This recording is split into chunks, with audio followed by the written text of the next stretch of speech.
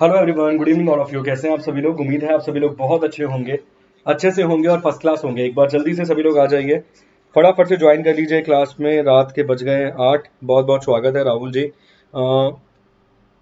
शत्रुन दास जी, आपका भी बहुत बहुत स्वागत है। चलिए एक बार जल्दी से क्लास को शेयर कर दीजिए, फटाफट से लाइक कर दीजिए और सभी लोग जुड़ जाइए जल्दी से क्लास लेने के लिए। रात के 8 बजे हमारी क्लास रहती है वाईफाई 2.0 चैनल पे। इसके अलावा दोपहर 3 बजे मेरी क्लास आपको मिल जाएगी वाईफाई स्टूडियोज चैनल पे।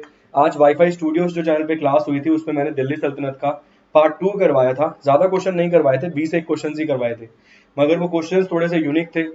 वो क्वेश्चन आपने पहले कभी नहीं देखे होंगे, इतने यूनिक क्वेश्चंस मैंने करवाए थे। ठीक है, चलिए क्लास को एक बार जल्दी से शेयर कर देंगे और लाइक कर देंगे, फटाफट से जुड़ जाएंगे सभी लोग क्लास में। स्टैटिक जी के आपके सामने लिखा हुआ है, स्टैटिक जी के ही मुझे पढ़ाना है आज। ठीक है, क्योंकि रेलवे का एग्जाम हो चाहे एनटीपीसी, रेलवे में एनटीपीसी का एग्जाम हो, चाहे ग्रुप डी का एग्जाम हो, चाहे एसएससी का कोई भी एग्जाम क्यों ना हो, चाहे वो सीएचएसएल हो, सीजीएल हो, सीपीओ हो, स्टैनो हो, जीडी हो या फिर एमटीएस का एग्जाम हो, हर एग्जाम में स्टैटिक जीके का भी एक अलग महत्व आपको नजर आएगा। मगर अब वो ये नहीं पूछता कि सबसे ऊंची इमारत कौन सी है, सबसे छोटी इमारत कौन सी है, सबसे बड़ी बिल्डिंग कौन सी है, सबसे छोटी बिल्डिंग कौन सी है, सबसे बड़ा नाला कौन सा है। इस प्रकार के सवाल नहीं पूछे जाते हैं। ठीक है, थोड़े से हटके, थोड़े से अजीब अटपटे सवाल आपको अपना नजर आते हैं एग्जाम्स में।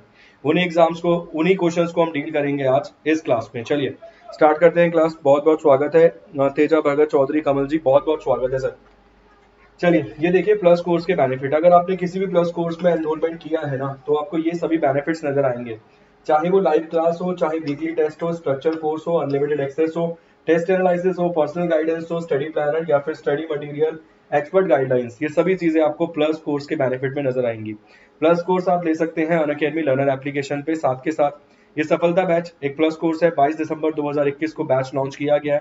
इसके साथ साथ ये रहेंगे आइकॉनिक फीचर्स। इन आइकॉनिक फीचर्स में बहुत जबरदस्त आपको दो फीचर्स नजर आएंगे, जिसमें से एक फीचर आपकी स्क्रीन पर है, ask a doubt bye Unacademy. जैसे कि आप देख सकते हैं स्क्रीन पे जो प्रोसेस दे रखी है ना, इस प्रोसेस को फॉलो करके आप अपने डाउट्स को क्लियर कर सकते हैं। अगर सब्जेक्ट मैथ्स का डाउट है, रीजनिंग का डाउट है, इंग्लिश का डाउट है, जीके का डाउट है, फोटो कीजिए, ड्रॉप कीजिए और 12 से 24 घंटे के अंदर अंदर आप अपने सवाल का जवाब ले लीजिए। जो जवाब आपको कहीं नहीं मिलेगा, वो सवालों के जवाब भी बस सब्जेक्ट रिलेटेड जवाब। ठीक है, आपके एग्जाम में पूछे जाने वाले सब्जेक्ट ओरिएंटेड क्वेश्चन होने चाहिए, ऐसे नहीं कुछ भी उठाकर कुछ भी पूछ रहे हो। क्लियर? इसके साथ साथ ये रहेंगी टेस्ट सीरीज। ये ऊपर वाली जो टेस्ट सीरीज आपको दिख रही है ये फ्री रहेंगी और नीचे वाली जो दो टेस्ट सीरीज हैं वो पेड रहेंगी, तो ध्यान रखिएगा। ये भी आपको अनअकैडमी लर्नर एप्लीकेशन पे ही मिल जाएंगी टेस्ट सीरीज। साथ के साथ एक और फीचर आपकी स्क्रीन पर मौजूद है, इसे हम जानते हैं रेज योर हैंड के नाम से।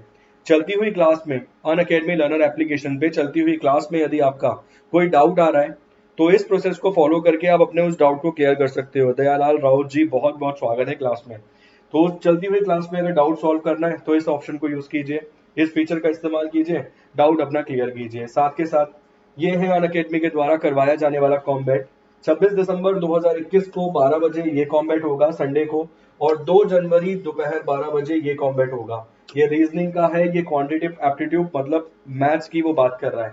ठीक है, 30 सवालों के जवाब 50 मिनट में देने हैं, यहाँ 30 सवालों के जवाब 40 मिनट में देने हैं।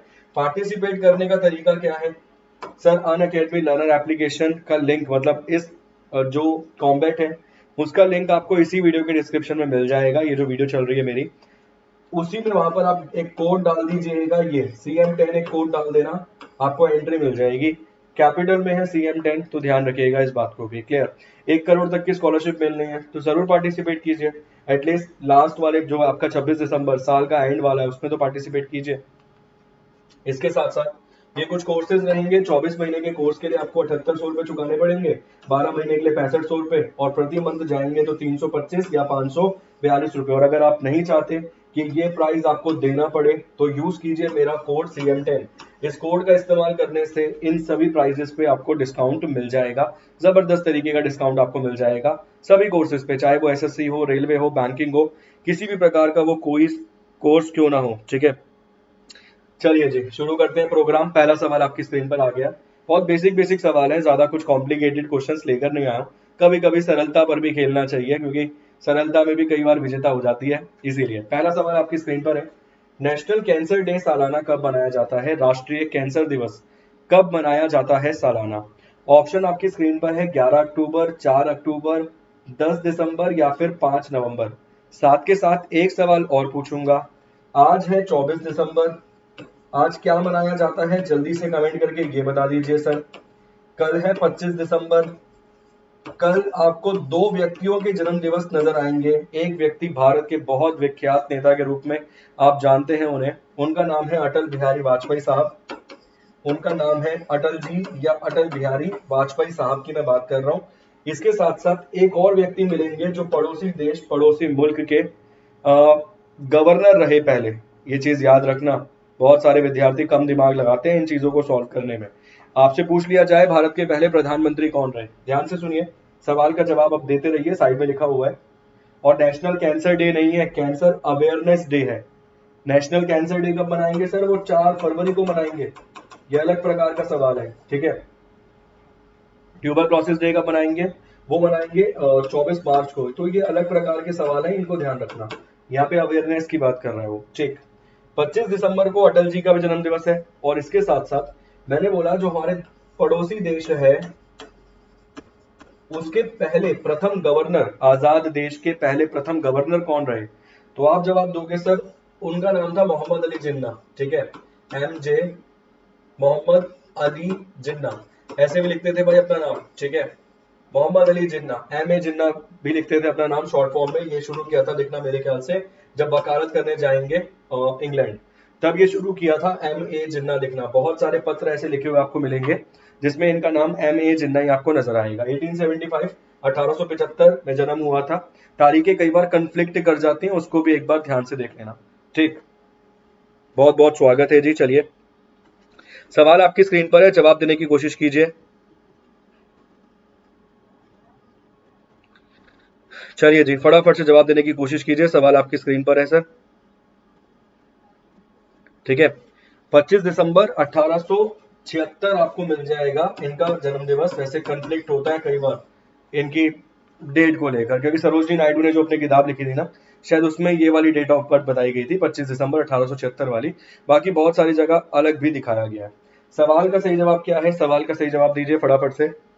और थोड़ा भाई समझाने में मैं काम करता हूँ, समझा कर ही चीज़ों को मैं आगे ले जाने की कोशिश करता हूँ, ऐसे डायरेक्टली आगे नहीं बढ़ सकता। चलिए जी, बहुत बहुत स्वागत है आप सभी का क्लास में। इस सवाल का सही जवाब 7 नवंबर है। अगर नेशनल कैंसर अवेयरनेस डे पूछे तो आप टिक करेंगे 7 नवंबर। अगर सर नेशनल कैंसर डे पूछे तो आप टिक करेंगे 4 फरवरी। अगर वो आपसे पूछे श्रीलंका कब आजाद हुआ था तो भी आप टिक करेंगे सर 4 फरवरी ही, ठीक है। तो 2-3 अलग अलग प्रकार के सवाल बनते हैं, सभी याद रखना। 25 दिसंबर को क्रिसमस तो मनाते हैं, ये तो हम सभी लोग जानते हैं कि क्रिसमस मनाएंगे। साथ के साथ साथ अगर भारत के संदर्भ में हम बात करें तो गुड गवर्नेंस डे यहाँ पर मनाया जाएगा। कौन सा डे मनाया जाएगा सर? यहाँ पर मनाया जाएगा गुड गवर्नेंस डे। साथ के साथ अगर हम बात करें 24 दिसंबर की, तो मेरे ख्याल से आज कंज्यूमर डे है, ठीक है। आज कंज्यूमर डे है, तो ये वाला पॉइंट भी याद रखिएगा। ये वाला सवाल भी एग्जाम में पूछे जाने के चांसेस है। पहले गवर्नर कौन थे पाकिस्तान के? तो सर पाकिस्तान के पहले गवर्नर मिल जाएंगे आपको मोहम्मद अली जिन्ना। अगर भारत के पहले गवर्नर पूछेगा, आजाद भारत के पहले गवर्नर, तो आप सभी लोग जानते हैं लॉर्ड माउंटबेटन मिलेंगे। कौन मिलेंगे? लॉर्ड माउंटबेटन मिल जाएंगे आपको, भारत के पहले, आजाद भारत के पहले गवर्नर जनरल। इसके अलावा जो पहले भारतीय जो गवर्नर बने थे, इन्होंने रिजाइन किया था मेरे ख्याल से 18 फरवरी 1948 के आसपास, due to Hyderabad conflict. Hyderabad के जो निजाम थे 3-4 बार पत्र लिखा, उसने बिल्कुल रूडली जवाब दिया कि आप मुझे कैसे फोर्स कर सकते हैं भारत में विलय के लिए, तो मैं नहीं करना चाहता भारत में विलय। इस वजह से नाराजगी में रिजाइन कर दिया था। कब? 18 फरवरी 1948 के आसपास रिजाइन कर दिया। उसके बाद जो पहले भारतीय गवर्नर जनरल बनेंगे उनका नाम क्या था? सी राजगोपालाचारी। सी राजगोपालाचारी। बहुत कम लोग जानते होंगे कि जो पंडित जवाहरलाल नेहरू थे वो सी राजगोपालाचारी को इस देश का पहला राष्ट्रपति बनाना चाहते थे। डॉक्टर राजेंद्र प्रसाद के नाम पर बिल्कुल सहमत नहीं थे वो, तो भला मानिए पटेल साहब का, सरदार पटेल का, जिनके दबाव में आके उनको मंजूर करना पड़ा नाम डॉक्टर राजेंद्र प्रसाद का। ये सभी चीजें आप याद रखना, ये सभी चीजें एग्जाम के लिए इंपॉर्टेंट है। उम्मीद करूंगा सारे सवाल समझ आ गए होंगे एक ही क्वेश्चन में, ठीक। नेक्स्ट क्वेश्चन, अगला सवाल। Which of the stadium is located in Jharkhand? निम्नलिखित में से वो कौन सा स्टेडियम है जो झारखंड में मौजूद है। चलिए, Keenan stadium, Nahar Singh stadium, Madhavrao Scindia stadium या फिर मोती बाग स्टेडियम। माधवराव सिंधिया, मैंने कई बार पढ़ा है इनके बारे में। माधवराव सिंधिया ज्योतिरादित्य सिंधिया के पिता थे। इसके अलावा इनका एक केस हुआ था, वो कन्फ्लिक्ट बहुत बार पूछा गया है। बहुत सारे पीसीएस के एग्जाम्स को अगर आप देने जाओगे तो प्रीवी पर्स की परिभाषा भी पूछ लेता है, ठीक है, कि प्रीवी पर्स था क्या। प्रीवी पर्स की परिभाषा भी पूछी जाती है, तो ये भी याद रखिएगा। प्रीवी पर्स की प्रीवी पर्स की परिभाषा भी पूछी जाती है, तो ये इंपॉर्टेंट पॉइंट है प्रीवी पर्स वाला। प्रीवी पर्स को लेकर जो केस हुआ था 1970s में, उस केस में जिसने केस किया उनका नाम था माधवराव सिंधिया। सामने थी यूनियन ऑफ इंडिया, मतलब भारत सरकार सामने थी। इंदिरा गांधी ने एक संविधान संशोधन के माध्यम से प्रीवी पर्स जो दिया जाता था, आप बोल सकते हो जो पेंशन दी जाती थी ना राजा महाराजाओं को, वो ही रोक दी थी इंदिरा गांधी जी ने संविधान संशोधन करवा के। क्लियर। केस गया सुप्रीम कोर्ट में। सुप्रीम कोर्ट में दलील करने के लिए मतलब पहुंचे वकील पहुंचे। दलील ये की गई कि भाई जिस पर आजादी के समय जिस पर हस्ताक्षर किए गए थे, जिस बात पर उस समय सहमति दर्शाई गई थी, तो अभी आप मना कैसे कर सकते हो। हमने तो इसी शर्त पर विलय किया था भारत में। राजाओं का ये कहना था कि हमने तो इसी शर्त पर विलय किया था भारत में। और राजाओं की तरफ से कौन खड़े हुए थे? माधवराव सिंधिया, कि भाई हमें पेंशन मिलेगी इसलिए हम अपना राज्य आपको समर्पित कर रहे हैं। अब आप मना कैसे कर सकते हो। तो ये जजमेंट जो दी गई वो इंदिरा गांधी के अगेंस्ट दी गई और इनके फेवर में दी गई। जजमेंट क्या थी कि प्रीवी पर्स को आपको मान्यता देनी पड़ेगी। क्लियर। पहले डायरेक्ट डिसीजन, थोड़ा सा मैं एक बार इसको चेंज कर देता हूँ अपनी लैंग्वेज को। पहले इंदिरा गांधी ने एक कानून के माध्यम से इसका काम करवाया था, ठीक है। उसके बाद आगे जाके इंदिरा गांधी संविधान में ही संशोधन करवा देंगी, जिसको चुनौती दी ही नहीं जाएगी, ठीक है। तो इंदिरा गांधी ने पहले तो जैसे वो बिल पास करवाई थी ना 14 बैंकों के राष्ट्रीयकरण वाला, जैसे ही वो बिल पारित करवाई कोर्ट में केस गया, इंदिरा गांधी हार गई। उसको भी सही करने के लिए इंदिरा गांधी ने बाद में संविधान संशोधन करवाया और अपने फैसले को ठीक माना। इसी प्रकार से प्रीवी पर्स का केस भी इंदिरा गांधी हार गई और पहले संविधान संशोधन नहीं, संशोधन बाद में करवाया, अपने फैसले को ठीक करवा दिया कि भाई जो मैंने बोला था वो ठीक था। क्लियर। ये सभी चीजें इंपॉर्टेंट है सर, सभी चीजें एग्जाम में काम आती हैं, ठीक। सवाल का सही जवाब क्या है सर? सवाल का सही जवाब है Keenan stadium. Option number A है सवाल का सही जवाब। निम्नलिखित में से कौन सा स्टेडियम झारखंड में मौजूद है? तो Keenan stadium is in Jharkhand और इसे जाना जाता है international cricket stadium in Jamshedpur. Jamshedpur में मौजूद है इंटरनेशनल क्रिकेट स्टेडियम झारखंड, और आप बोल सकते हैं international cricket stadium in Jamshedpur. सवाल का सही जवाब ऑप्शन नंबर ए है, सी मत लगा देना, सी मैंने बोला भी नहीं है, ठीक। उम्मीद करूंगा सभी फैक्ट्स आपको समझ आ गए होंगे। प्रीवी पर्स के बारे में अगर आप और विस्तार से समझना चाहते हैं मुझे बता देना भाई, मैं तो समझा दूंगा। भारत के संविधान के आर्टिकल नंबर 366 को उठाकर पढ़ लीजिए सर, इसमें आपको परिभाषा लिखी हुई नजर आएगी, इसमें आपको परिभाषा लिखी हुई नजर आएगी प्रीवी पर्स की, ठीक है। इसके अलावा भारत के संविधान के आर्टिकल नंबर 19 में भी आपको प्रीवी पर्स का जिक्र पहले नजर आता था। प्रीवी पर्स क्या था? पेंशन थी। किसने खत्म करवाई थी? इंदिरा गांधी ने। केस किसने किया था? माधवराव सिंधिया ने। क्लियर। किसके सामने? तो इंदिरा गांधी के सामने। Next question, the festival of dance and music, the festival of dance and music Nata Sankirtana is celebrated in which state. ये जो नृत्य और संगीत का त्योहार है नाटा संस्कृतना किस राज्य में मनाया जाता है? मध्य प्रदेश, उड़ीसा, मणिपुर या फिर उत्तर प्रदेश। अच्छा सवाल है, पहले भी कई बार पढ़ा है ये सवाल। मानसी जी वेरी गुड इवनिंग, बहुत बहुत स्वागत है आपका। चलिए क्लास को एक बार लाइक कर दीजिए सभी लोग मिलकर, क्लास को एक बार जल्दी से शेयर भी कर दीजिए। क्या रहेगा सवाल का सही जवाब? बहुत बढ़िया, बहुत बेसिक सवाल है। फेस्टिवल है, डांस और म्यूजिक का फेस्टिवल है। फेस्टिवल का नाम है नाटा संस्कृतना। भारत में किस राज्य में मनाया जाने वाला ये फेस्टिवल है? एक सवाल आपसे और पूछूंगा सर यहीं पर, वो केबुल लैमजो नेशनल पार्क है ना, जो दुनिया में एकमात्र तैरता हुआ नेशनल पार्क है, वो कहाँ पर मौजूद है? वो केबुला लैमजो जिसे बोलते हैं, या केबुल लैमजो मैं जिसे बोल रहा हूँ, वो नेशनल पार्क भारत में किस राज्य में मौजूद है? एक उसका जवाब और दे दीजिए, साथ साथ वो भी रिवाइज हो जाएगा, केवल इसीलिए मेरा पूछने का फर्ज है। ऑप्शन मध्य प्रदेश, उड़ीसा, मणिपुर या फिर उत्तर प्रदेश। एक सवाल आपसे और पूछूंगा यहाँ पे, सर भारत में ना एक नेशनल पार्क में हॉट एयर बैलून सफारी शुरू की गई थी। एक नेशनल पार्क में क्या शुरू किया गया था? सर शुरू किया गया था हॉट एयर बैलून सफारी। ये हॉट एयर बैलून का अर्थ तो आप समझ रहे हो ना, वो भाई साहब बड़ा सा वो जो बैलून होता है वो जल रहा होता है, वो उसमें बैठ के फिर लोगों को सफारी की जाती है, उसकी बात कर रहे हैं। तो हॉट एयर बैलून सफारी जो है ना, ये भारत में किस नेशनल पार्क के द्वारा स्टार्ट की गई थी? एक सवाल और पूछूंगा सर, नाइट सफारी भारत में किस नेशनल पार्क के द्वारा शुरू की गई? नाइट सफारी भारत में किस नेशनल पार्क के द्वारा शुरू की गई? एक सवाल, दो सवाल, इसके साथ साथ वो मणिपुर वाला केवला लैमजो वाला, तीन सवाल आपके सामने। फ्लोटिंग नेशनल पार्क कहां पर मौजूद है? इस सवाल का सही जवाब क्या है सर? सवाल का सही जवाब मणिपुर है। वही केबुला लैमजो नेशनल पार्क है ना, अगर मान लीजिए कन्फ्लिक्ट है, भूल गए, नहीं याद आ रहा मेघालय में है, नहीं याद आ रहा मणिपुर में है, नहीं याद आ रहा मिजोरम में है, तो भारत के संविधान की छठी अनुसूची को उठाइए, 6th schedule of Indian constitution को उठाइए, उसमें लिखा हुआ है AMTN के बारे में और इनके 10 डिस्ट्रिक्ट के बारे में, ठीक है? इसके 10 डिस्ट्रिक्ट के बारे में भी आपको लिखा हुआ मिलेगा, वो विस्तार में पढ़ने की चीज है, ठीक है? अभी केवल राज्य बता रहा हूँ आपको, असम, मेघालय, त्रिपुरा और मिजोरम। यहाँ पर मौजूद है असम, मेघालय, त्रिपुरा और मिजोरम। इसका मतलब मेघालय भी यहाँ मौजूद है, मिजोरम भी यहाँ मौजूद है। तो क्या बना सवाल का सही जवाब? मणिपुर। मणिपुर में क्या मौजूद है? केवुला लैमजो नेशनल पार्क मणिपुर में मौजूद है, जो केवल दुनिया में एकमात्र तैरता हुआ नेशनल पार्क है। इसको भी याद रख लेना। ये जो दोनों नेशनल पार्क हैं सर, ये दोनों नेशनल पार्क आपको मध्य प्रदेश में नजर आएंगे। नेशनल पार्क के नाम बता दीजिए क्या है? ठीक, MP में बांधवगढ़ नेशनल पार्क नजर आएगा, बहुत बढ़िया, जबरदस्त। चलिए, इसके अगर आप बोल रहे हैं बांधवगढ़ नजर आएगा, मैं नहीं बोल रहा हूँ भाई, ये आप बोल रहे हैं, मैं नहीं बोल रहा हूँ इसको, ये आप बोल रहे हैं। ये मेरे सवाल हैं आपके लिए कि नाइट सफारी किसने शुरू किया है, हॉट एयर बैलून सफारी किसने शुरू किया है। मैंने हिंट के तौर पर सर आपको छोड़ दिया मध्य प्रदेश में, आप जवाब दे रहे हैं कि सर बांधवगढ़ नेशनल पार्क है, ये वाला बता दीजिए नाइट सफारी किसने किया है। मैं नेक्स्ट क्वेश्चन लगाता हूँ। अगला सवाल, Maputo is the capital of which country? ये जो मैप्यूटो है ना, वो किस देश की राजधानी है? Option A, option B, option C या ऑप्शन डी? इस सवाल का सही जवाब क्या रहेगा?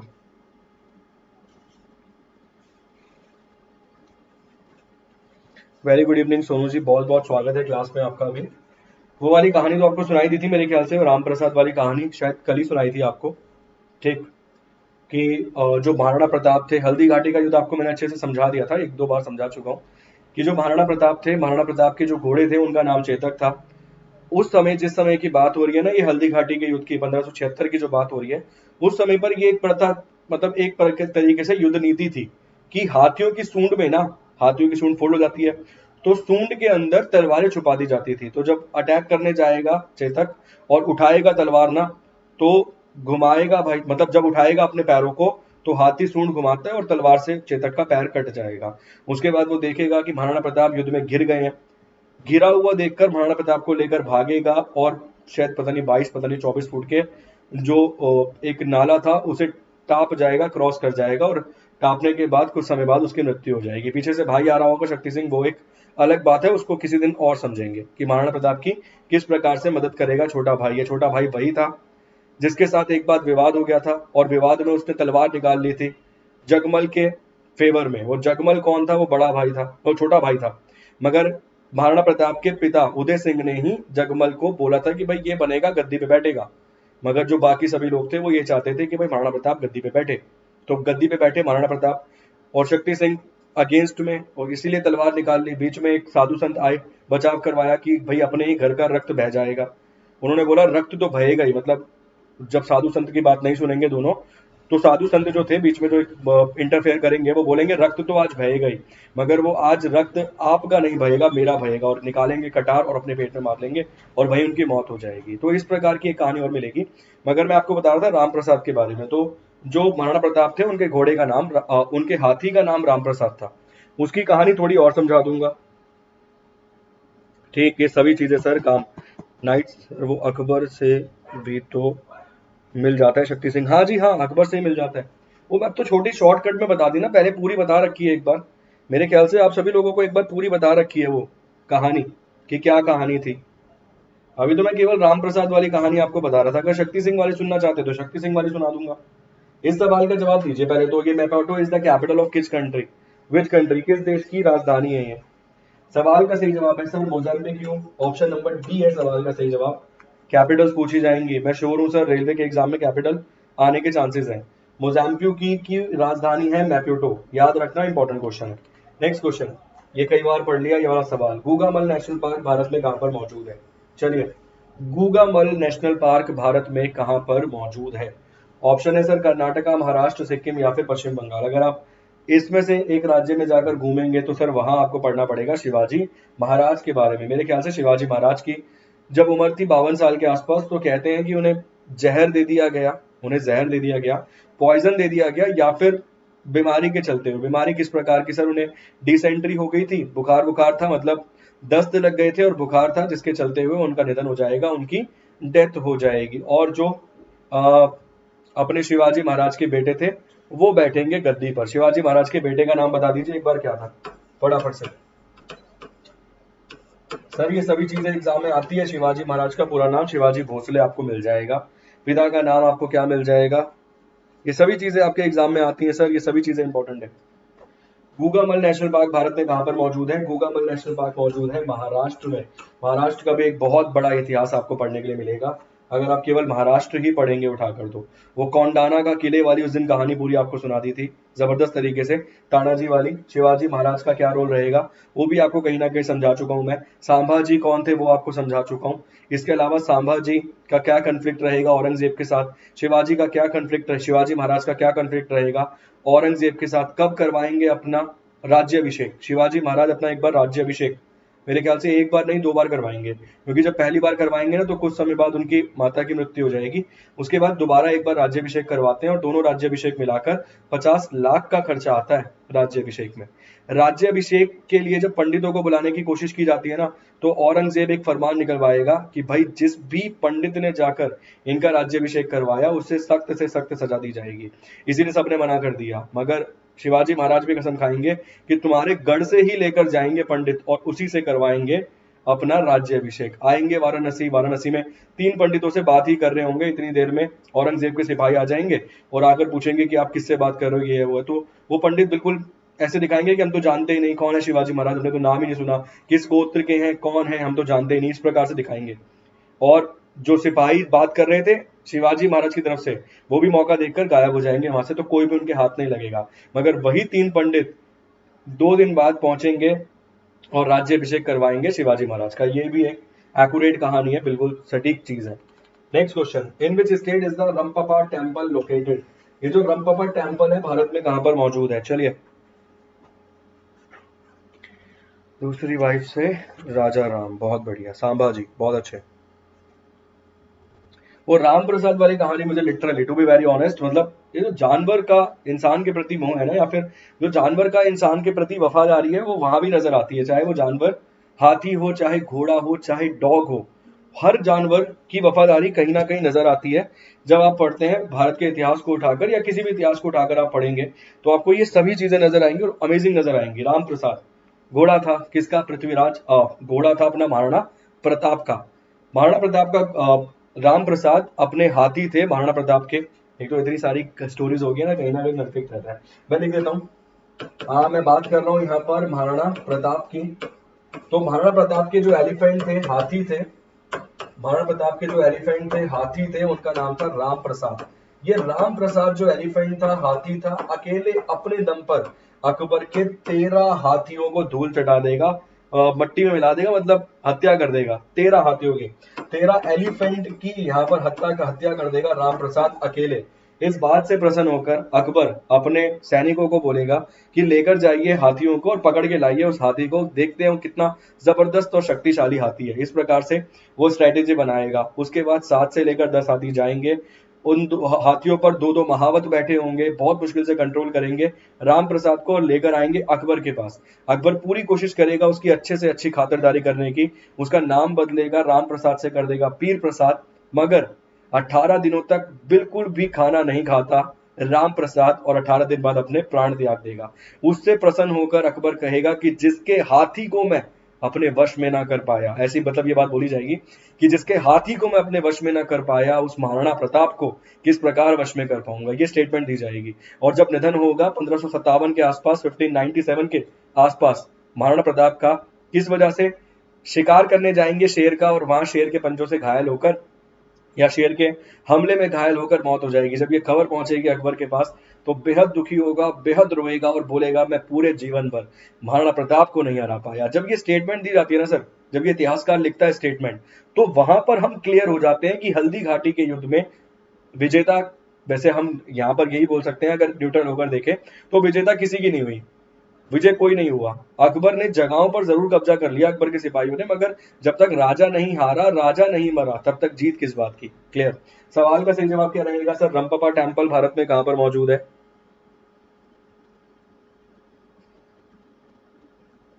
बहुत बढ़िया जी। चलिए, क्या रहेगा सवाल का सही जवाब? सर सवाल का सही जवाब रहेगा ऑप्शन नंबर सी, तेलंगाना।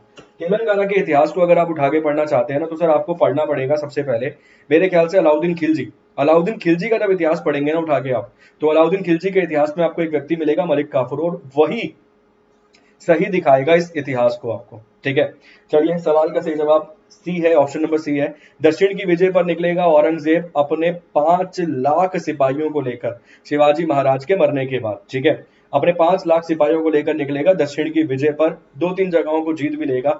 आगे मिलेंगे संभाजी, 9 साल युद्ध चलेगा मगर जीत नहीं पाएगा, और ना ही शीश झुकाएंगे संभाजी। क्लियर, शिवाजी महाराज के बेटे, ये भी चीज याद रखना। Next question, which of this dam located in Gujarat, निम्नलिखित में से वो कौन सा डैम है जो गुजरात में मौजूद है?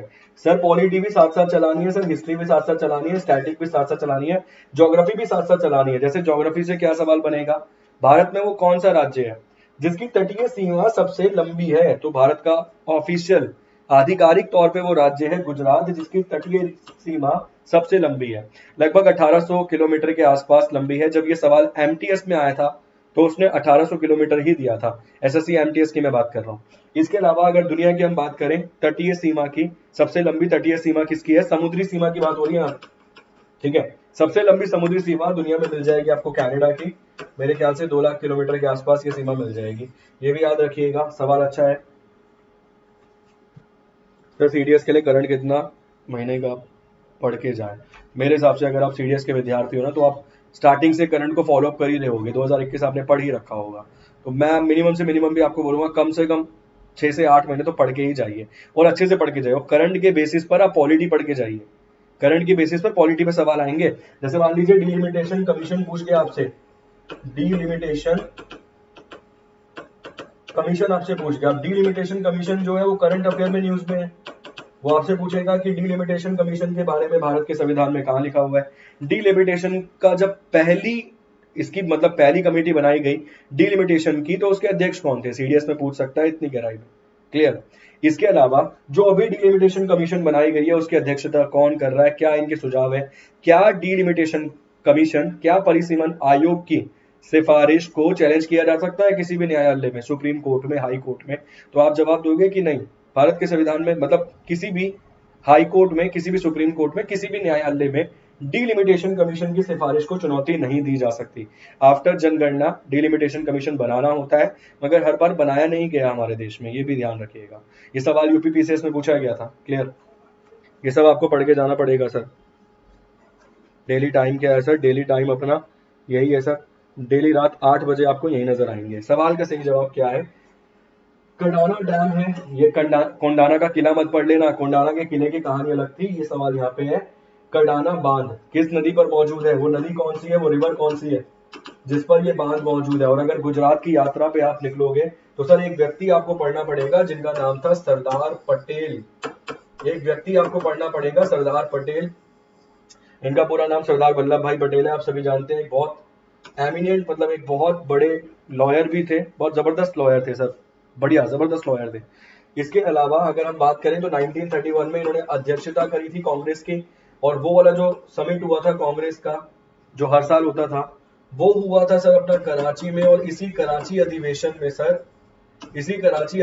में सर फंडामेंटल राइट्स का ड्राफ्ट भी एक्सेप्ट किया गया था कांग्रेस के द्वारा।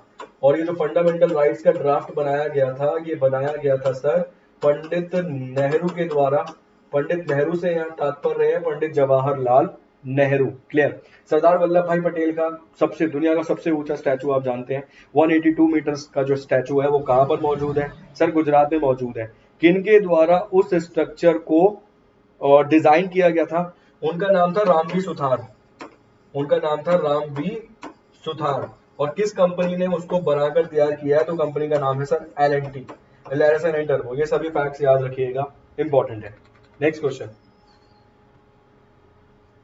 अगला सवाल, where is the United Nation institution for training and research headquarter located? संयुक्त राष्ट्र परीक्षण और अनुसंधान संस्थान कहां पर मौजूद है? चलिए जवाब दीजिए सर, क्या रहेगा? सर माही नदी पर मौजूद है, बहुत बढ़िया।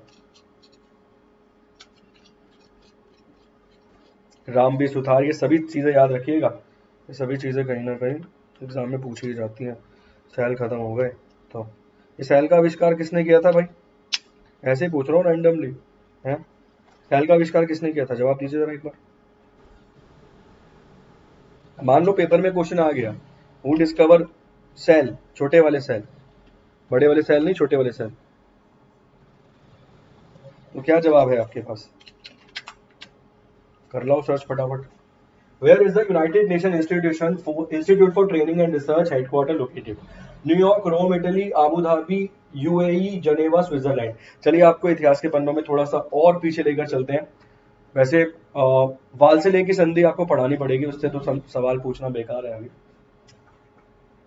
चलिए आपसे वर्ल्ड वॉर से संबंधित एक सवाल पूछता हूँ। आप सभी लोग जानते हैं जर्मनी में कौन बैठा था, ठीक है?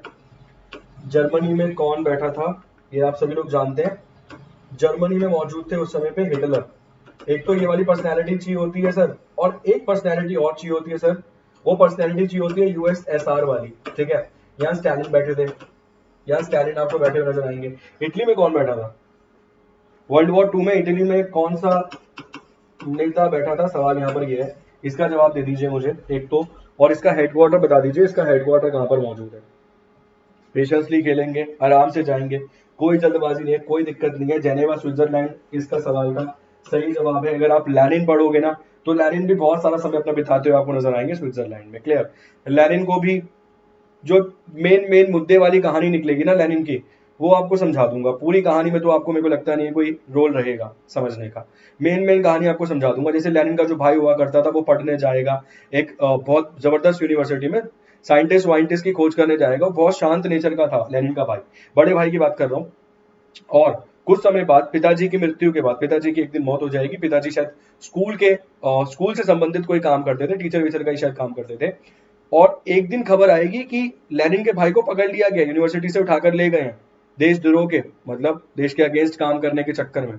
और लेनिन का भाई वे पूरे के पूरे संगठन का नेता निकलेगा, वहां पे ये बताया जाएगा कि नेता है। और लेनिन का भाई खुद को समर्पित कर देगा, खुद को समर्पित कर देगा ये बोलकर कि इनमें से किसी की कोई गलती नहीं, गलती केवल मेरी, और फांसी पे चढ़ा दिया जाएगा लेनिन के भाई को। माता जाएंगी मिलने के लिए, लेनिन की जो माता थी वो जाएंगी मिलने के लिए और बोलेंगी कि अपने ऊपर क्यों ले रहे हो इल्जाम, तुम्हारी कोई गलती नहीं है, तुम तो इतने बहुत ही ज्यादा होशियार था वो स्टूडेंट, ठीक है? मगर अपने ऊपर इल्जाम लेंगे और बहुत ही कम उम्र में फांसी पे चढ़ा दिया जाएगा। इस बात से बहुत खफा होंगे लेनिन, बोलेंगे इसका बदला जरूर लूंगा।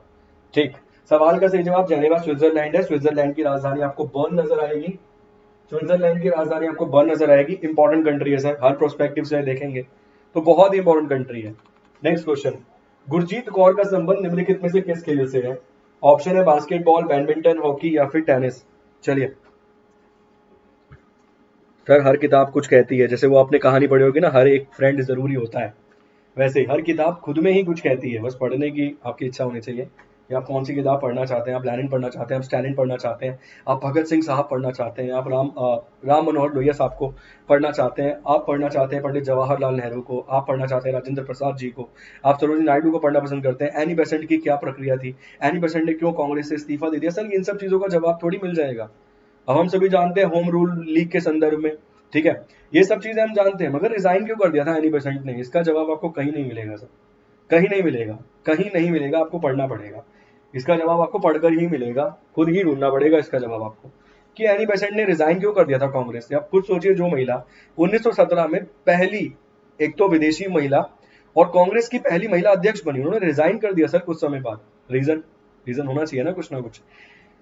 चलिए, गुरजीत कौर जी का संबंध निम्नलिखित में से किस खेल से है? सवाल आपकी स्क्रीन पर है। सवाल का सही जवाब सर हॉकी है, ऑप्शन नंबर सी है सवाल का सही जवाब। एक थोड़ा सा पॉलिटी में जोड़ता हूँ एक सवाल आपका, एक नाम आपको मिलेगा सर पॉलिटी में जिनका नाम था बेगम अजीज रसूल। इनका नाम आपको मिल जाएगा सर बेगम अजीज रसूल। ये बेगम अजीज रसूल के बारे में थोड़ा सा समझा देता हूँ आपको। इनको समझने के लिए आपको जाना पड़ेगा सर संविधान सभा में, इनको समझने के लिए सर आपको जाना पड़ेगा संविधान सभा में। और जो मेरा स्टूडेंट नहीं है, जिसको मैंने नहीं पढ़ाया है, एक चीज बस ये बता दो, ये जो संविधान सभा में मेंबर थे ना 389, संविधान सभा के मैं 389 ही बता रहा हूँ भाई, मैंने अभी पार्टीशन नहीं करवाया पाकिस्तान का, मैं वहां पर हूँ अभी, ठीक है। 389 मेंबर्स थे सर संविधान सभा में, क्लियर। प्रति 10 लाख पर एक चुना गया था। कितने पे एक चुना गया था? प्रति 10 लाख पे एक मेंबर चुना गया था। ये किसने डिसाइड किया था कि ऐसे चुना जाएगा? इसका जवाब दीजिए मुझे, लिख कर दीजिए अच्छे से, बड़े शालीनता से, तबियत से लिख कर दीजिए इसका जवाब कि 389 ही मेंबर्स होंगे और 10 लाख पे एक ही चुना जाएगा। ये किसने तय किया, ये किसने निर्धारित किया? इसका जवाब दीजिए। साथ में 389 में से सर महिलाओं की संख्या कितनी थी? सर 15 महिलाएं थी। इसमें से जो पहली मीटिंग हुई थी ना सर, उसमें केवल 9 महिलाएं पहुंची थी। और ये जो 9 महिलाएं थी वो कितने लोगों में से थी सर? 211 में से। फर्स्ट मीटिंग जो कि हुई थी 9 दिसंबर 1946 को, ठीक है, दिल्ली में ही हुई थी। 9 दिसंबर 1946 को जो मीटिंग हुई थी उसमें 211 मेंबर्स ने पार्टिसिपेट किया था। सच्चिदानंद सिन्हा आपको यहाँ पर मिल जाएंगे। सच्चिदानंद सिन्हा साहब को ही क्यों बनाया गया? क्योंकि सर ओल्डेस्ट मेंबर थे। अब ऐसा नहीं है कि ओल्डेस्ट मेंबर थे तो सपने आए, सब लोग वही सपने में खो रखे थे वहां संविधान सभा में कि चलिए सपना देखते हैं, सपना देख के जो ओल्डेस्ट नजर आएगा उसे बना देंगे। सर ये मेथड बोरो किया गया था फ्रांस से कि ओल्डेस्ट मेंबर को बनाया जाएगा। कहां से बोरो किया गया था? ओल्डेस्ट मेंबर को बनाया जाएगा। ये मेथड बोरो किया गया था फ्रांस के संविधान से, क्लियर। ये फ्रांस के कॉन्स्टिट्यूशन से बोरो किया गया था, ये भी ध्यान रखना भाई, ये भी आपको कोई नहीं बता पाएगा। इसके अलावा दिन में इनकी तबीयत खराब हो गई थी सिन्हा साहब की, सच्चिदानंद सिन्हा साहब की, तो इन्होंने अपने बिहाफ पर सर एक डेप्यूटी चेयरमैन बनाया था, उनका नाम था फ्रैंक एंटनी। सर मैं टेम्पररी चेयरमैन की बात कर रहा हूँ, अस्थायी अध्यक्ष की। और ये अस्थायी उपाध्यक्ष बने थे पहले, अस्थायी उपाध्यक्ष। मैं यहाँ पे एच.सी. मुखर्जी की बात नहीं कर रहा हूँ, मैं यहाँ पे टी.टी. कृष्णमाचारी की बात नहीं कर रहा हूँ, मैं बात कर रहा हूँ सच्चिदानंद सिन्हा साहब की। सच्चिदानंद सिन्हा साहब को बनाया गया क्या? टेम्पररी अध्यक्ष, ठीक है ना, अस्थायी अध्यक्ष। किसने बनाया था? तो सर आचार्य कृपलानी आपको मिलेंगे, उन्होंने बनवाया, ठीक है। इसके अलावा सरदार पटेल की क्या भूमिका थी वो भी आपको विस्तार में समझाऊंगा, ऐसे काम नहीं चलेगा। डेप्यूटी किसको बनाया गया था? उपाध्यक्ष फ्रैंक एंटनी को, ये भी याद रख लेना, ये कहीं नहीं लिखा हुआ मिलेगा इतनी आसानी से, क्लियर। अब इन 9 महिलाओं में जो एक मुस्लिम महिला थी उनका नाम था बेगम अजीज रसूल, और इनके नाम पर एक कप चलाया जाता है सर, बेगम अजीज रसूल कप। किससे संबंधित है? हॉकी वुमेन से संबंधित है। किससे संबंधित है सर? हॉकी वुमेन से संबंधित है। इसको समझाने के लिए इतना समझाना पड़ा है, क्लियर। बहुत बढ़िया, बहुत बढ़िया। जो अपने विद्यार्थी हैं ना सर यही बता पाएंगे कि 389 मेंबर ही क्यों थे। ये सजेशन दिया गया था सर कैबिनेट मिशन के द्वारा, ये कैबिनेट मिशन का सजेशन था, ये कैबिनेट मिशन ने डिसाइड किया था। ये वही कैबिनेट मिशन है जिसमें 3 मेंबर्स थे, क्रिप्स अलेक्जेंडर और पैट्रिक लॉरेंस। जिसकी अध्यक्षता कौन कर रहा था? तो पैट्रिक लॉरेंस आपको अध्यक्षता करते हुए नजर आएंगे। ये वो चीज है, इन्होंने सुझाव दिया था। हम क्या कहते हैं, कैबिनेट मिशन का क्या काम था? सर 3 काम थे कैबिनेट मिशन के, मेरे नाम से सर्च कर लेना, ठीक है ना, making of constitution by Chetan sir, मिल जाएगी मेरे हिसाब से वीडियो आपको इसके, क्लियर। जितने फैक्ट्स बनते हैं समझ आ गए? किसी का कोई डाउट है तो पूछ सकते हो, कोई दिक्कत नहीं है मुझे, मैं समझा दूंगा और अच्छे से। किसी का कोई डाउट है बता दीजिए, समझा दूंगा। चलिए नेक्स्ट क्वेश्चन, अगला सवाल। The Kushinagar airport is situated in which Indian state? बहुत बेसिक सवाल है, जवाब दीजिए और फटाफट से आगे निकलते हैं। आप सभी लोग जानते होंगे कि गौतम बुद्ध ने अपने प्राण यहीं पे त्यागे थे। गौतम बुद्ध जो भगवान थे, गौतम बुद्ध जो थे वो पहले से ही बोल रखा था उन्होंने कि अपने प्राण यहाँ पर त्यागेंगे, ठीक है। वो कौन सा लोहार था जिसके घर त्यागे थे प्राण? एक बार इसको भी बता देना जरा। सवाल का सही जवाब आप सभी लोग जानते हैं, उत्तर प्रदेश है, यूपी है, ठीक है। बहुत बढ़िया जी, सवाल का सही जवाब उत्तर प्रदेश है। वो कौन लोहार का नाम क्या था जिसके घर प्राण त्यागे थे, वो बता दीजिए। बाकी ये सवाल कंप्लीट है अपनी तरफ से, इतना काम चल जाएगा। Next question, in which state is the Ranthambore national park located? बड़ा दिल कर रहा है स्टेट में जाने का अपना, इस मतलब हम भी यहीं से बिलोंग करते हैं, बहुत टाइम हो गया यार, कहीं भी नहीं गया हूँ टू बी वेरी ऑनेस्ट। मैं मतलब मेरे ख्याल से शायद दिवाली के बाद से शायद कहीं गया ही नहीं हूँ। 3 साढ़े 3 4 महीने हो गए मैं शायद, बिल्कुल मान लीजिए कि लॉकडाउन चल रहा है अपना, मैं कहीं गया ही नहीं हूँ। मतलब हाँ, घर से इधर उधर जरूर बाहर निकल गए, थोड़ा बहुत बाहर घूम लिए, उसके अलावा कहीं नहीं गया हूँ। चलिए जी जवाब दीजिए। क्या रहेगा सवाल का सही जवाब? फटाफट से जवाब देने की कोशिश कीजिए। जी, उम्मीद करूंगा समझ आप गए होंगे कि मैं किस सवाल की बात कर रहा हूँ। राजस्थान के बारे में भी आपको पढ़ने के लिए बहुत कुछ मिलेगा सर, अगर आप पढ़ना चाहेंगे तो। राजस्थान सबसे मेन तो आपको वही अपना हल्दी घाटी का युद्ध मिल जाएगा 1576 वाला, भील जनजाति मिल जाएगी उसमें, भील जनजाति ने किस प्रकार से मदद करी थी, अ, वो सभी चीजें आपको मिल जाएंगी महाराणा प्रताप की, ठीक है ना। और क्यों मेवाड़ पर ही कब्जा करना चाहता था अकबर, ये सब चीजें भी आपको मिल जाएंगी अगर आप राजस्थान के इतिहास को उठाकर भी पढ़ोगे। कोई राजस्थानी अगर विद्यार्थी है, सर कौन से डिस्ट्रिक्ट से हो आप? सर मैं नीम के थाने से। सवाल का सही जवाब क्या है सर? सवाल का सही जवाब है सवाई माधोपुर। और सवाई माधोपुर आपको कहाँ मिल जाएगा? राजस्थान में। ऑप्शन नंबर सी है सवाल का सही जवाब। थोड़ा बेसिक सवाल है, याद रखिएगा, बहुत बेसिक सवाल है। इतने सवाल को भी हल्के तौर पे मत लेना, अच्छे से टैकल कर जाना। टोसो मोरेली और lake Moriri is situated in which of these place? ये जो टोसो मोरेली या फिर मोरोरी झील है, इनमें से किस स्थान पर ये मौजूद है? जवाब दीजिए। टोसो मोरोरी या फिर लेक मोरोरी निम्नलिखित में से किस स्थान पर मौजूद है? लद्दाख, सिक्किम, उत्तराखंड या फिर अंडमान निकोबार द्वीप समूह? क्या रहेगा सवाल का सही जवाब? चलिए फटाफट से जवाब देने की कोशिश कीजिए जल्दी से। बेसिक सवाल है, ज्यादा कुछ डिफिकल्ट नहीं है, आसानी से जवाब दे पाएंगे। लद्दाख, सिक्किम, उत्तराखंड या फिर अंडमान निकोबार द्वीप समूह। एक सवाल आपके एग्जाम में जरूर आएगा, मैं पर्सनली तौर पर कह रहा हूँ, वो जरूर आएगा। सवाल ये आएगा, भारत में सबसे ऊंचा खादी का फ्लैग कहाँ पर लगाया गया है? तो लगाया गया है सर लद्दाख में। ये क्वेश्चन आपके एग्जाम में आएगा ही आएगा। उसका वजन 1000 किलो के आसपास है, 1000 kg के आसपास उसका वेट है। वो क्वेश्चन आपके एग्जाम में आना ही आना है। सबसे बड़ा खादी फ्लैग भारत में कहां पर लगाया गया है? 2 अक्टूबर को लगाया गया है। ये कब लगाया गया? 2 अक्टूबर को ये लगाया गया है, ये भी याद रखिएगा। और जैसे ही आपके दिमाग में सर खादी आएगा, वैसे ही आपके दिमाग में महात्मा गांधी जी की छवि भी आ जाएगी। क्या आप में से कोई बता सकता है? मैं ही बताता हूँ, रहने दीजिए, आप मत बताइए। महात्मा गांधी जी आप सभी लोग जानते हैं, अपने जीवन के शुरुआती काल में उन्होंने अपना जो दूध था, दूध पीना त्याग दिया था। दूध पीना त्यागना, खाने के जो तरीके हैं उनमें बदलाव उनके अंदर तब आया था जब वो पहली बार जेल जाएंगे साउथ अफ्रीका में। वहां जब जेल जाएंगे तो देखेंगे कि भाई 5 बजे खाना मिल जाता है, दूध वूध मिलता नहीं है। तो जब जेल से बाहर आएंगे तो अपने खाने की प्रवृत्ति में बदलाव करेंगे, खाना कम खाना शुरू करेंगे, थोड़ा फ्रूट्स पे आ जाएंगे, रोटी वोटी बंद कर देंगे, फ्रूट्स पे आ जाएंगे, और धीरे धीरे करके दूध भी छोड़ देंगे। मगर जब अपने जीवन के सेकंड फेज में, जब अंतिम समय में वो आएंगे, बहुत ज्यादा बीमार रहने लगेंगे, बहुत ज्यादा बीमार रहने लगेंगे। तो एक डॉक्टर मित्र जैसे ही थे, वो आएंगे, देखेंगे, चेकअप करेंगे और बोलेंगे कि मैं आपका इलाज नहीं कर सकता। मैं आपका इलाज तब तक नहीं कर सकता जब तक आप दूध पीना शुरू नहीं करेंगे। और गांधी जी बिल्कुल सिरे से नकार देंगे कि मैं दूध पी ही नहीं सकता।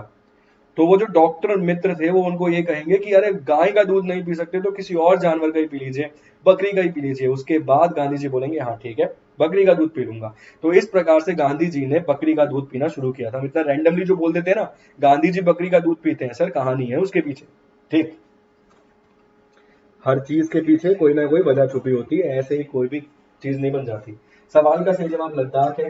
जल्दी से बता दीजिए यहाँ के लेफ्टिनेंट गवर्नर कौन है, एलजी कौन है? इस सवाल का जवाब केवल दे दीजिए, बाकी मैंने बहुत सारे पॉइंट समझा दिए।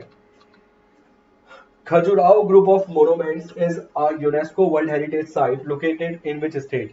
ये जो खजुराहो स्मारक समूह है, यूनेस्को का विश्व धरोहर स्थल है, ये भारत में कहां पर मौजूद है?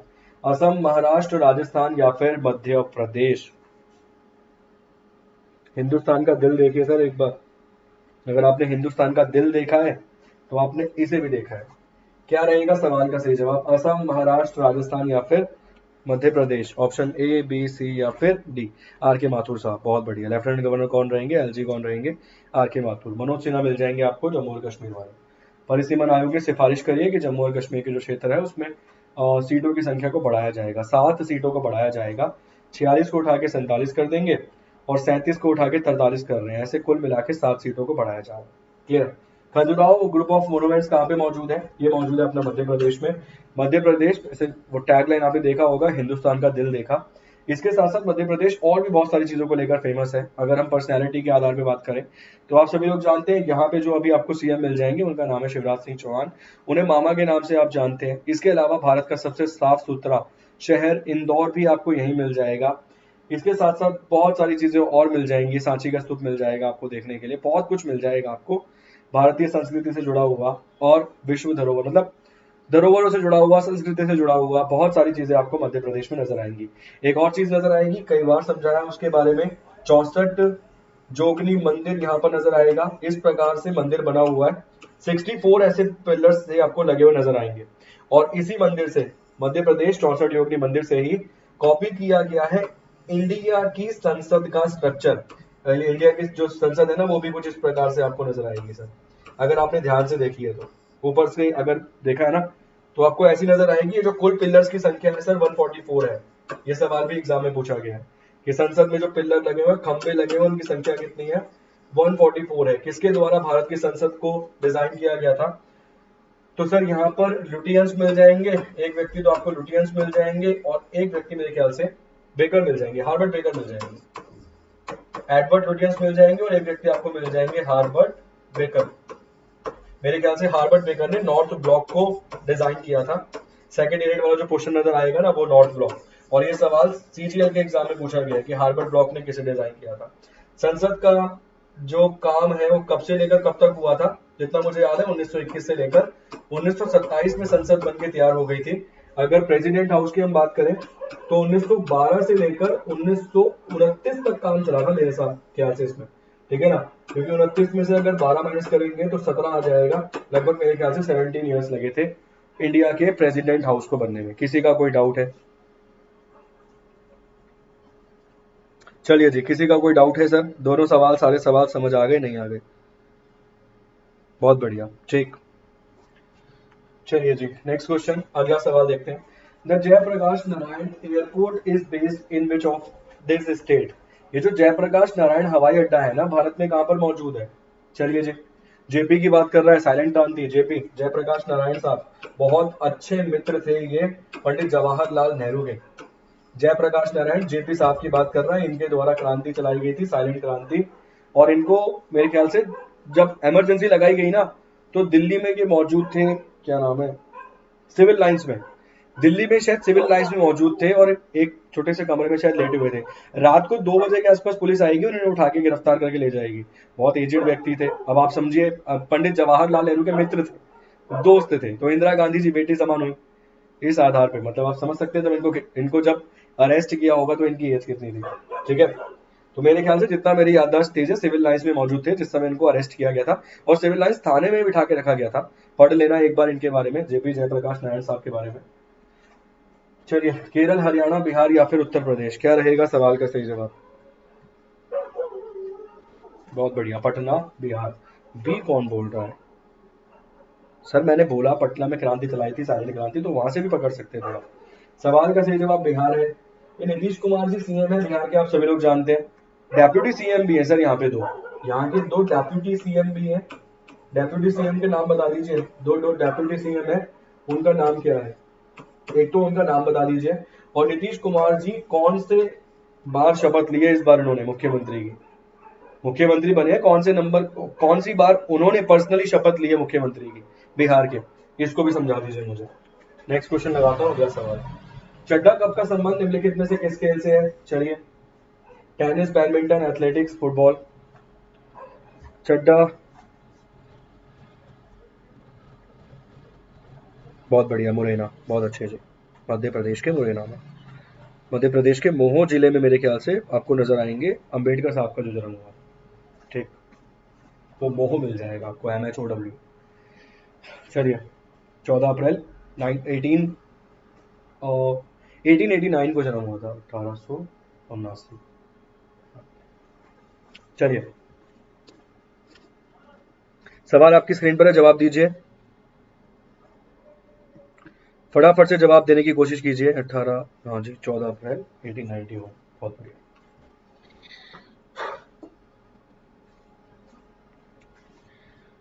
अंबेडकर साहब की जो डेट ऑफ बर्थ है ना, 14 अप्रैल, आप सभी लोग जानते हैं, उसको राष्ट्रीय अवकाश के रूप में घोषित किया गया साल 2015 से। ये इनिशिएटिव लिया है किसने? तो अभी जो सरकार है, प्रधानमंत्री मोदी जी के द्वारा लिया गया इनिशिएटिव है, ये भी याद रखना, ठीक। सवाल का सही जवाब क्या है? सर चड्डा कप का संबंध निम्नलिखित में से किस खेल से है? बैडमिंटन से है, ऑप्शन नंबर बी है इस सवाल का सही जवाब। अच्छा क्वेश्चन है, नेक्स्ट क्वेश्चन देखिए। द करप्शन परसेप्शन इंडेक्स, वो एंटी करप्शन ब्यूरो तुम्हें मिल जाएगा तो कितनी खुशी होगी ना। एंटी करप्शन ब्यूरो, लड़का कहाँ नौकरी कर रहा है? आईबी में, इन्वेस्टिगेशन ब्यूरो में नौकरी कर रहा है वो भाई साहब। चलिए, the corruption perception index is release by which organization, भ्रष्टाचार धारण सूचांक किस संगठन द्वारा जारी किया गया है? Transparency international, world bank, international monetary fund या फिर वर्ल्ड इकोनॉमिक फोरम।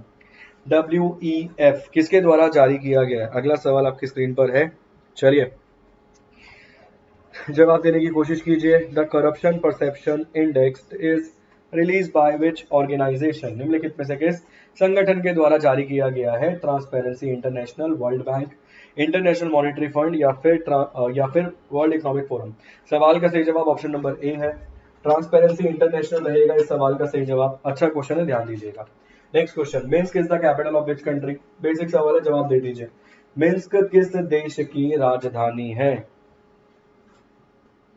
किसी दिन वो वॉर्सो की संधि जरूर पढ़ाऊंगा आपको, और जर्मनी वाली जो क्या संधि थी वो, जिसमें सबसे ज्यादा भाई साहब फ्रांस ने लगाए थे प्रतिबंध, वो क्या संधि थी और उस संधि को किस प्रकार से तोड़ेगा हिटलर, ये जरूर पढ़ाऊंगा आपको।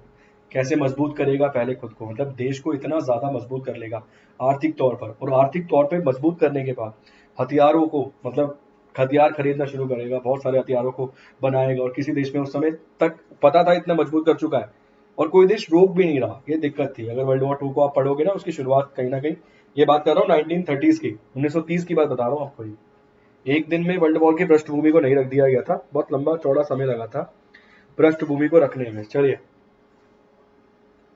Minsk is the capital of which country? सवाल का सही जवाब सर बेलारूस है, ऑप्शन नंबर डी है सवाल का सही जवाब। बहुत न्यूज में रहा है ये देश भी। बेलारूस सवाल का सही जवाब है, और बेलारूसियन रूबल आपको यहाँ की करेंसी मिल जाएगी। ऑप्शन नंबर डी सवाल का सही जवाब है। Next question, the headquarter of international telecommunication union is located in which of these place? अंतरराष्ट्रीय दूरसंचार संघ का मुख्यालय इनमें से किस स्थान पर मौजूद है? जब ये टेलीकम्युनिकेशन देखता हूँ ना मैं, तो सर मुझे इमरजेंसी याद आती है जो इंदिरा गांधी जी ने इंप्लीमेंट की थी। इंदिरा गांधी जी ने जब इंप्लीमेंट की थी ना इमरजेंसी, तो कहते हैं कि इंदिरा गांधी जी का रोल तो कम था, ज्यादा रोल था संजय गांधी का। क्योंकि जब एक बार मीटिंग चल रही थी ना, इंदिरा गांधी बैठी हुई थी और दिनेश जो उस समय कांग्रेस के अध्यक्ष हुआ करते थे वो बैठे हुए थे, तो वो कहते हैं कि इलाहाबाद हाईकोर्ट का फैसला आ गया, ऐसा कीजिए आप छोड़ दीजिए प्रधानमंत्री का पद, प्रधानमंत्री मुझे बना दीजिए, मैं संभाल लूंगा। इसी बीच में मारुति कंपनी के जो फाउंडर थे, मतलब जो मालिक थे, वो आएंगे, संजय गांधी, तो वो आएंगे और वो बोलेंगे कि आप अंदर चलिए मेरे साथ, अपनी मम्मी को बोलेंगे, और बोलेंगे कि ये सभी लोग आपको कहीं ना कहीं बगला रहे हैं, आपको गलत फैसला लेने पे मजबूर कर रहे हैं, आप अपने प्रधानमंत्री के पद को मत छोड़ना। उसके बाद धड़ाधड़ मीटिंग होगी, एक के बाद एक मीटिंग होगी, इमरजेंसी लगने से पहले की पृष्ठभूमि समझा रहा हूँ आपको, धड़ाधड़ मीटिंग होगी, जबरदस्त तरीके से बुलाया जाएगा टेलीकम्युनिकेशन मिनिस्टर को, नाम मुझे रियली ध्यान नहीं है अभी उनका, और मेरे ख्याल से उन्हें बहुत बेइज्जत किया जाएगा, वो खुद बताया उन्होंने इंटरव्यू में, वो बहुत जबरदस्त तरीके से बेइज्जत किया जाएगा, उल्टा बोला जाएगा, और अगले दिन शायद स्टेप्स लिए जाएंगे, बहुत बड़े बड़े स्टेप्स लिए जाएंगे, न्यूज़पेपर तक नहीं निकलेंगे, पूरे देश की लाइट को गुल कर दिया जाएगा, ऐसा भी इनिशिएटिव लिया जाएगा। मतलब पूरे देश की नहीं, जहां पर न्यूज़पेपर निकलते थे शायद वहां की लाइट को गुल कर दिया जाएगा, ये सब इनिशिएटिव लिए जाएंगे। चलिए, एक दिन आपको ये भी समझा देंगे भाई, थर्ड इमरजेंसी जो लगाई गई थी 25 जून 1975 को, उसके पीछे की पृष्ठभूमि क्या थी? हेडक्वार्टर कहाँ मिलेगा सर? इसका हेडक्वार्टर आपको मिल जाएगा जेनेवा, स्विट्जरलैंड में। ऑप्शन नंबर बी है सवाल का सही जवाब। Next question, world Braille day कब बनाते हैं? समझाया था, एक प्रकार की लिपि है, जैसे अगर आपने भारत के नोटों को देखा होगा ना टच करके, तो वो नोट पे उभरा उभरा रहता है, जिससे ब्लाइंड लोग उसको स्पर्श करके पहचान सकते हैं, तो वो लिपि है, वो लैंग्वेज है, वो ब्रेल लैंग्वेज है। और ब्रेल लैंग्वेज दिवस जब मनाया जाता है जब इसके फाउंडर का, जिसने भी इसे लैंग्वेज को फाउंड किया, इन्वेंट किया, उनका जन्म दिवस है। सवाल का सही जवाब यहाँ पे है 4 जनवरी, ऑप्शन नंबर ए। ठीक, in which state is doctor Bhupen Hazarika cricket stadium located? Doctor Bhupen Hazarika cricket stadium जो है ना, वो कहाँ पर मौजूद है भारत में? इन्हें भारत रत्न से कब सम्मानित किया गया था डॉक्टर भूपेन हजारिका साहब को? इन्हें भारत रत्न से कब सम्मानित किया गया था? एक सवाल ये और है, ये और बता दीजिए। नीति व्यास जी वेरी गुड इवनिंग, पर प्लीज टाइम से आया कीजिए, आप लोग जब क्लास खत्म होने वाली होती है आप लोग तब आते हो, ठीक। चलिए, जवाब देने की कोशिश कीजिए, क्या रहेगा सवाल का सही जवाब? अच्छा क्वेश्चन है, पूरे चांसेस है, पूरे फुल चांसेस मानिए कि एग्जाम में आने के पूरे चांसेस रहेंगे। डॉक्टर भूपेन हजारिका स्टेडियम भारत में कहाँ पर मौजूद है? और मैंने बोला इन्हें कब सम्मानित किया गया था भारत रत्न से, ठीक है। मेरे ख्याल से पद्म विभूषण जो दिया गया था इन्हें 90s के आसपास, मतलब 1990 की बात नहीं कर रहा हूँ, 90 से 2000 के बीच में, मेरी जितनी याददाश्त तेज है 92 या 94 के आसपास इन्हें उस पुरस्कार से भी सम्मानित किया गया था। सवाल का सही जवाब सर यहाँ पे गुवाहाटी असम रहेगा। ऑप्शन नंबर सी है सवाल का सही जवाब। असम गुवाहाटी सवाल का सही जवाब है। असम में बैठे हुए आपको नजर आएंगे हेमंत बिस्वा शर्मा। इसके अलावा असम में 7 नेशनल पार्क हैं। राजीव गांधी औरंग नेशनल पार्क का नाम बदल के औरंग नेशनल पार्क कर दिया गया था। इसके अलावा काजीरंगा नेशनल पार्क के लिए एक स्पेशल फोर्स भी बनाई गई थी, उसके बारे में भी आपको पढ़ा दिया था। Kaziranga national park one horn rhino के लिए फेमस है, ये आपको कई बार समझा रखा है। ठीक। गुवाहाटी में हाई कोर्ट है, उसकी जो ज्यूरिसडिक्शन है वो भारत में सबसे ज्यादा राज्यों में लगने वाले हाई कोर्ट की किसी भी ज्यूरिसडिक्शन है। क्लियर। नेक्स्ट क्वेश्चन, अगला सवाल, CB Patel international cricket stadium कहां पर मौजूद है? सीबी पटेल अंतरराष्ट्रीय स्टेडियम निम्नलिखित में से कहां पर मौजूद है? 21वां सवाल, इंग्लिश लैंग्वेज, इंग्लिश लैंग्वेज। चलिए जी, अगला सवाल, नेक्स्ट क्वेश्चन आपकी स्क्रीन पर है।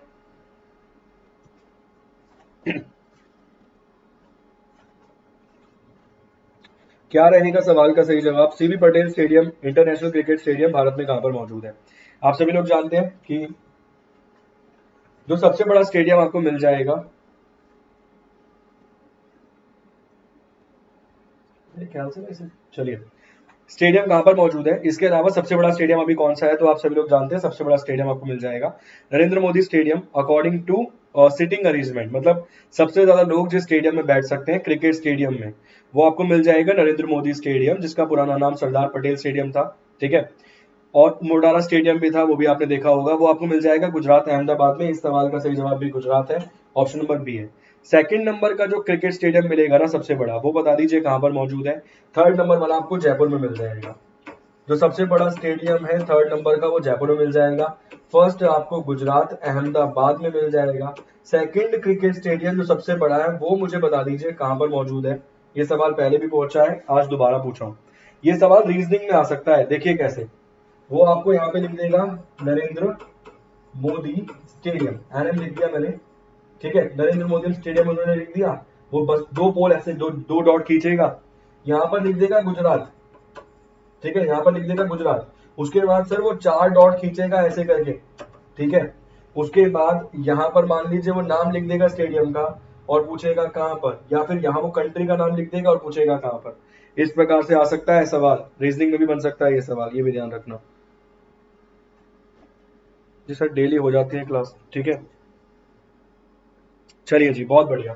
सवाल का सही जवाब गुजरात है, ऑप्शन नंबर बी है। नेक्स्ट क्वेश्चन, सीटिंग कैपेसिटी आप सभी लोगों को पता होगा 1,10,000 है। Where is the headquarter of World Tourism Organization? यहाँ से 2 सवाल बनते हैं। वर्ल्ड टूरिज्म डे कब मनाते हैं? एक सवाल तो ये बनता है। एक बनता है सर नेशनल टूरिज्म डे कब मनाते हैं? दोनों सवालों के जवाब दे दीजिए। नेशनल टूरिज्म डे कब मनाते हैं और वर्ल्ड टूरिज्म डे कब मनाते हैं? दोनों अलग अलग प्रकार के सवाल है, दोनों को टैकल करने की कोशिश कीजिए। और इसका हेडक्वार्टर और बता दीजिए।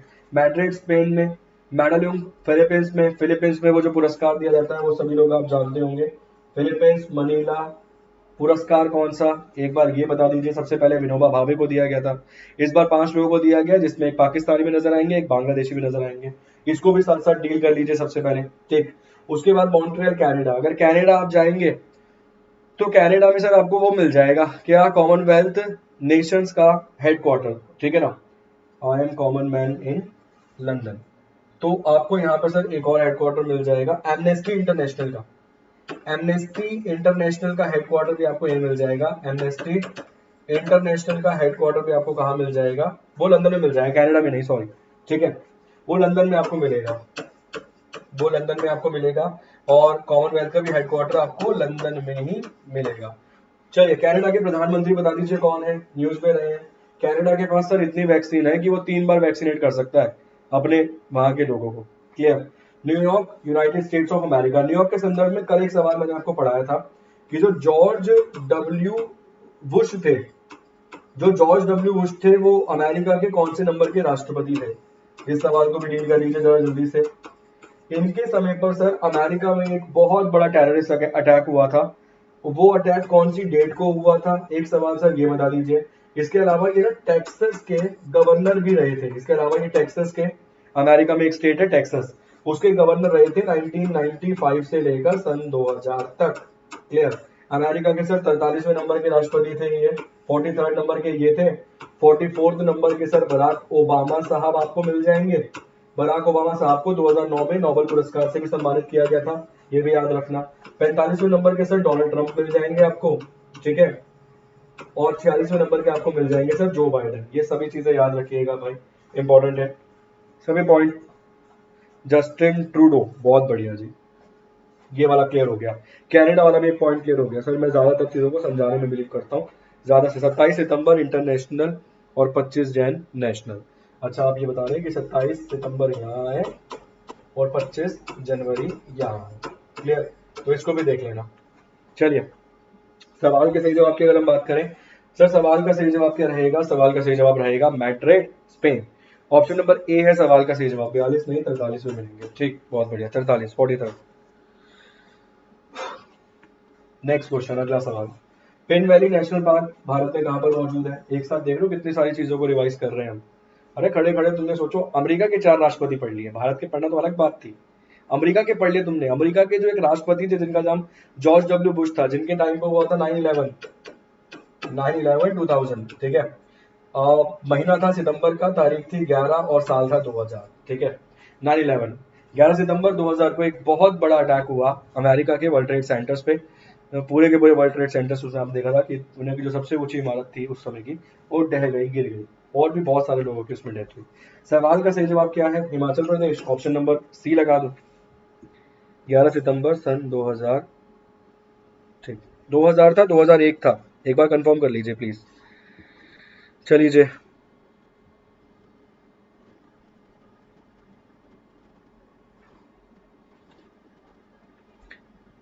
फटाफट से जवाब देने की कोशिश कीजिए, क्या रहेगा सवाल का सही जवाब? जितनी मेरी याददाश्त तेज है, मेरे को लगता है सन 2000 था। आप 2001 बोल रहे हैं, फिर भी एक बार प्लीज कंफर्म कर लीजिए, रीचेक कर लीजिए। फटाफट से जवाब देने की कोशिश कीजिए। अगला सवाल, नेक्स्ट क्वेश्चन आपकी स्क्रीन पर है, क्या रहेगा सवाल का सही जवाब?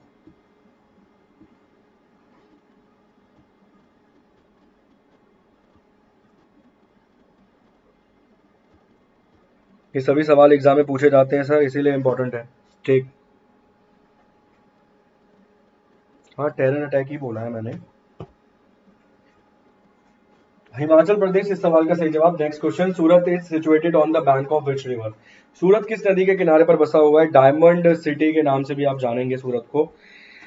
चलिए जी, सूरत को आप डायमंड सिटी के नाम से भी जानेंगे, ये सवाल भी पूछा जाता है। फटाफट से जवाब देने की कोशिश कीजिए, किस नदी के किनारे पर बसा हुआ है? जल्दी से जवाब दीजिए, क्या रहेगा सवाल का सही जवाब?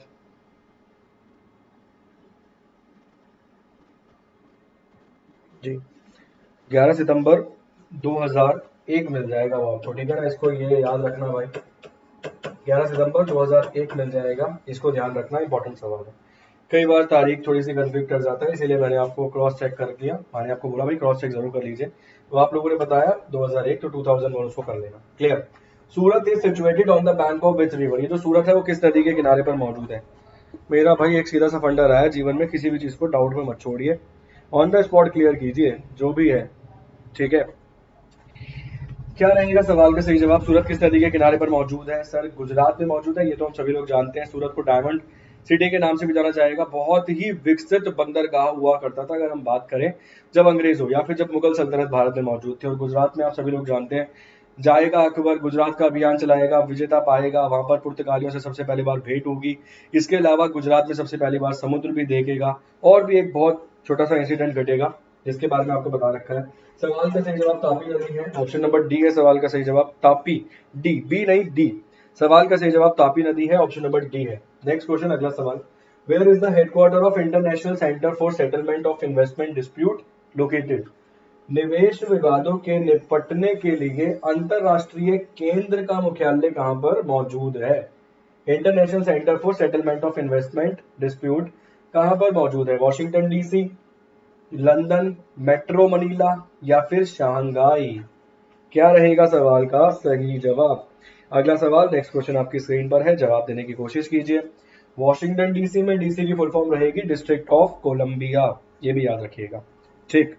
सवाल का सही जवाब ऑप्शन नंबर ए ही है, इसको भी ध्यान रखना, अच्छा सवाल है, इंपॉर्टेंट क्वेश्चन है। ठीक, चलिए 25 क्वेश्चन ही मैंने करवाए हैं, ज्यादा नहीं करवाए, 25 क्वेश्चन मैंने करवाए हैं। इतना ही रखते हैं, लगभग 1 घंटे हमारी क्लास चल गई है जबरदस्त तरीके से। थ्योरी हमने बहुत सारी समझी है, साथ साथ जितनी थ्योरी समझनी चाहिए उतनी थ्योरी हमने अच्छे से समझी है। इसके अलावा यदि आपको लगता है कि भाई कोई आपको ऐसा असंवेदनशील कंटेंट पढ़ा रहा है तो उसे रिपोर्ट कीजिए और विन कीजिए बहुत सारे प्राइजेस। इसके साथ साथ क्लास अगर अच्छी लगे तो शेयर जरूर कर देना, लाइक कर देना, चैनल को सब्सक्राइब कर देना, बेल आइकन को दबा देना, पीडीएफ में आपको शेयर कर दूंगा टेलीग्राम चैनल पे। इसके अलावा डेली क्लास लेने के लिए टाइम टू टाइम समय पर पधारा कीजिए अपने चरणों को लेकर छोटे छोटे। ठीक है, thank you so much, bye bye, take care. अब मिलेंगे नेक्स्ट क्लास में।